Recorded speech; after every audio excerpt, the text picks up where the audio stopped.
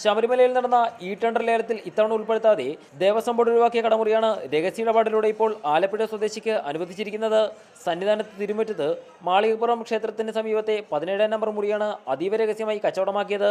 മുൻ വർഷങ്ങളിൽ ഈ മുറി വാടകയ്ക്ക് കൊടുത്തിരുന്നതിലൂടെ ദേവസ്വത്തിന് ശരാശരി 30 ലക്ഷം രൂപ വരെ ലഭിച്ചിരുന്നു.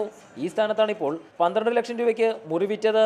ശബരിമലയിൽ നിലവിൽ 3 കടകൾ നടത്തുന്ന വ്യക്തി തന്നെയാണ് ഈ കടയും സ്വന്തമാക്കിയത്. ടെൻഡറിൽ ഉൾപ്പെടുത്താതെ മുറികൾ കച്ചവടം ചെയ്യുമ്പോൾ പത്രങ്ങളിൽ പരസ്യം ചെയ്യണമെന്നും ശബരിമലയിലും പമ്പയിലും മൈക്ക് അനൗൺസ്മെന്റ് ചെയ്യണമെന്നുമുള്ള ചട്ടങ്ങളും ഈ ഇടപാടിൽ ലംഘിക്കപ്പെട്ടു.